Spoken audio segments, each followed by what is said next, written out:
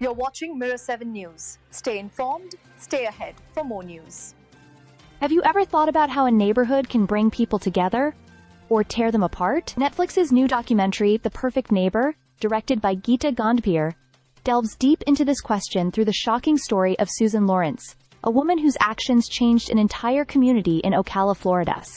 What is captured in this film is unsettling yet important, showing both the fragility and the resilience of human connections in modern America. Susan Lawrence lived alone on a street filled with young, mostly black families. To the children, the street was their playground, a place to ride bikes, play touch football, or simply enjoy being kids. But Lawrence says, a white woman in her late 50s at the time, saw these everyday activities as a personal threat. Repeatedly, she called the police, complaining about what she described as incessant noise and chaos. Her fears and complaints, as documented through police body cam footage, became both absurd and ominous, highlighting a disconnection from the very community she lived in. The tension escalated tragically. On June 2, 2023, Lauren Kaz confronted 9-year-old Israel Owens, reportedly throwing roller skates at him and possibly taking his tablet. When Israel's mother, Ajike Owens, tried to resolve the situation by speaking to Lauren Kaz,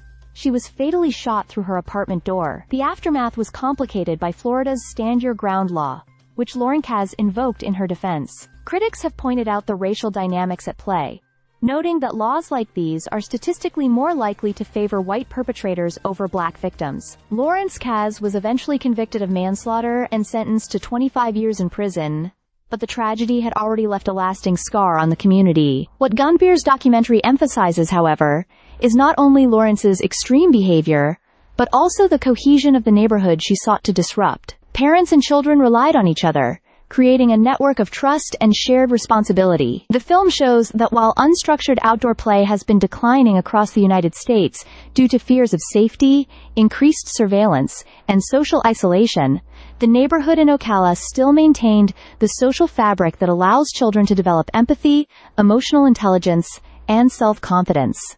In the wake of Ajike Owens' death, her family has turned their grief into action. Pamela Diaz, Ajike's mother, helped establish the Standing in the Gap Fund, a non-profit dedicated to supporting families affected by gun and racial violence. The fund also advocates for legislative reform, including challenging Stand Your Ground laws, and invests in community storytelling and arts as tools for healing. Diaz has repeatedly emphasized that her daughter's legacy is one of transformation, not tragedy, and that community care is a vital part of justice. The Perfect Neighbor is, at its core, a story of contrasts. Fear versus trust, isolation versus community, violence versus healing. While it exposes the dark consequences of paranoia and disconnection, it also celebrates the resilience and solidarity of neighbors who refuse to let fear define their lives. In a world where both disconnection and division often dominate the headlines, the film reminds us of the power of togetherness, even in the most challenging circumstances.